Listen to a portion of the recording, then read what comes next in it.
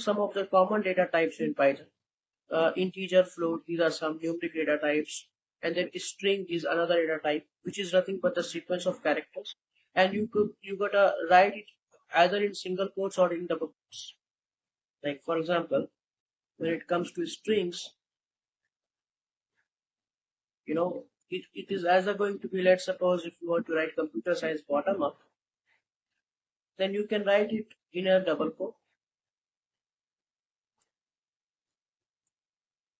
or you can write it in a single quote.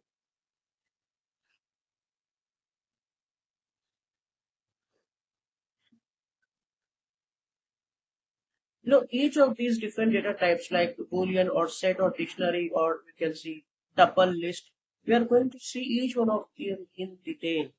Okay, so we will have dedicated videos. This list, for example, if you look at the list, it is an ordered collection of elements that suppose different data types. Means you can store a string in the first element, or maybe the number in the second element, or maybe some other element, some element of some other data type in the as a third element of it. So it's an ordered element. So when you say it's an ordered element, it means that you there is indexing here. In the list you will have index. Let's suppose if I have, let's suppose if I do list is equal to list L is equal to okay. Now here is one mistake I declare a variable in Python with a type data type and then variable name. You don't need to do that. And in Python, a variable is created when you just assign a value to it the first time. So in Python, a new variable is created by assigning a value. Okay, so for example, let's suppose I take a variable sal, just like in one of the example of C programming language, and sal is supposed to take the salary. So when I assign sal is equal to, let's suppose, 30,000, then but after assigning sal to be 30,000, the current value of sal is 30,000. So the current data type of sal would be an integer. So when you do this type, there's a function type and variable name, and it will give you the type of it. So when you do this type of sal, it will give it. Okay, it will give something like class int. We will see all of this later on, that actually everything in Python is an object, and we will see what is an object, what is class. That's a separate topic. Right now, just understand that the basic data types, what is an integer, just how you understand what an integer is, how you understand what a float is, just know the meaning of it, and we will see in detail in the Python programming what is class and what is object-oriented programming. So anyway, so what I am saying is that the type of a variable is the type of the current value. Type of a variable is the type of its current value. So in later you can update this cell. Let's suppose there is absolutely no problem with updating this value of cell. After some time, after some instructions, maybe you update the value of cell to be somehow you can change it to a string. Let's say you send it to salary, and then now the type of the cell is string. Okay, class string, something like that. So basically what I am saying is that in Python, we say that Python is dynamically typed. So it is based on what the type of the variable, the data type of the variable is based on the data type of the value that is storing at the moment. Okay. So because of this dynamic typing nature of Python, actually it makes coding very fast and more flexible. But the only issue is that you cannot detect the type errors while compiling. So when the program is actually running, only then if any type errors are there, only then that's detected. Okay. So the dynamic typing nature of Python makes coding really fast and more flexible, but it can lead to unexpected bugs because type errors are detected only when a program runs and not when the program compiles. Integer and float is a numeric data types. You know what a string is? It's a sequence of characters in single or double quotes. Again, there is an index to every character. Like for example, if I write uh, Dhoni, let's suppose, if my string is Dhoni, then the index starts from 0, 1, 2, 3, and 4, and so this is how the indexing goes. we will have a separate video for string. Okay. Then what is set? In set, actually set is an unordered collection.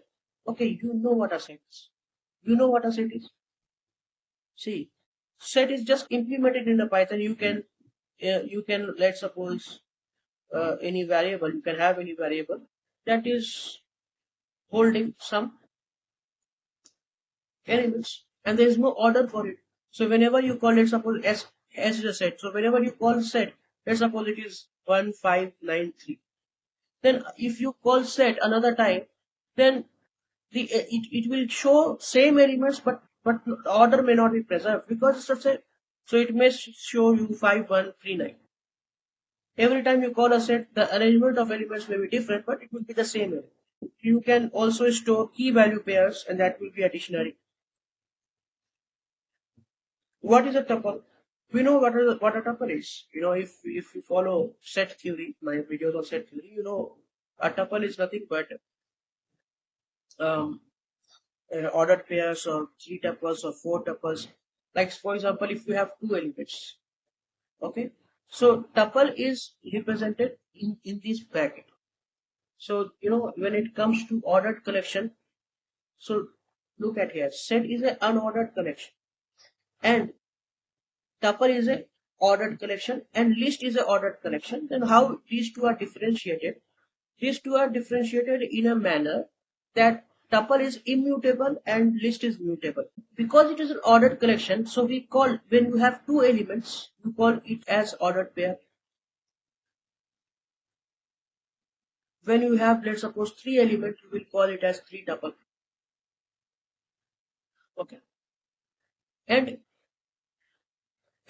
this is an ordered tuple, or ordered collection. By ordered collection means there will be indexing, and you will have to answer questions like, what is the second element, what is the third element.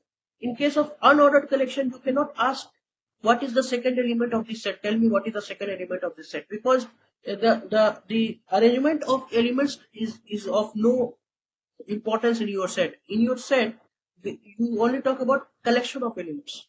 So there is no indexing in sets. You cannot say that S2 is going to be 3, and you say that okay, indexing start from 0, 1 and 2. So there is no concept of indexing for set, no concept for indexing for sets. But for ordered collections, you have the concept of indexing. Okay, indexing starts from 0. Also, when it comes to Python, there is negative indexing. Means you can, like, in the forward manner, in a forward path, you start from, your index starts from 0. Similarly, you can go from the end to the top, to the start, and then the indexing will be -1, -2. Okay. Range is also a sequence of numbers. Like if you do range, let's say range 5, then it will give you all the numbers starting from 1 to 4, but not 5. And then none is a special value that represents nothing, or that represents absence of value. Okay. So I was talking about this Boolean type of variable. Just because none came into picture, I got to recall something. Boolean takes two values, true and false, But anything that represents not the absence of value, anything that represents something, we will take it as, Python will interpret it as true or 1, and anything that represents some absence, Python will interpret it as false or 0. So this is this type and variable name. This will give you the type of the variable. Okay, and is instance, this will check if your variable is of this type or not. For example, if you want to check whether your salary is of type int, you will say is instance and then variable name, and then you give it whether it is int or not. And the result of this function, what this function will return either true or false. If salary is of type int, it will return true. Otherwise, it will return false.